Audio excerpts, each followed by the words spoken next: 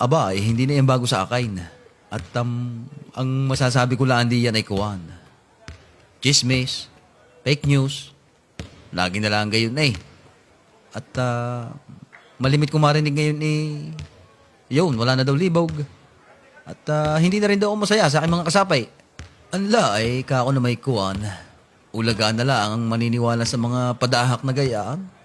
Ay kita nyo namang kasagsagan ng laraw at nasa palaglagang palaang. Ay walan nyo naman trabaho ninyo yan.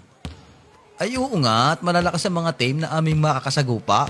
Pero hindi yung dahilan para ako'y panghinaan ng loob at lilipat sa iba karaka-raka. Ay, meron pa nga akong naririnig na makakitalaan daw ako ng tsansay ako'y pupulas agad ng layas at lilipat sa pangkat ni Tepong. Gawa ng doon daw manalo matalo yung may arus kaldong manok pagkakatapos. Eh gayon din naman din sa team ko ah. Yun lang, kapag talaw ay agwanta kami sa iduglangan lahok. Tsaka matagal pa naman iyawn. Layong-layo pa ng tagbanas eh. Garni na laang. Di ko alam. Malakas ang aming team. Ilan pa ang talaw. Malakas ang kutob kong sa finals makikita nyo pa rin ako. Hindi ko naman itinatanggay na pormero pa lang ay may nanliligaw na sa aking malalakas na team. Basta ganito. Kung sakali, hayaan yung ako na lang mismo magsabay. Yung si Lebron, lumipat na, gusto yung pogi ang kasapay.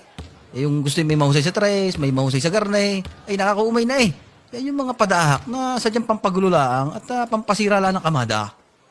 Hayaan nyo ito kay Timbre.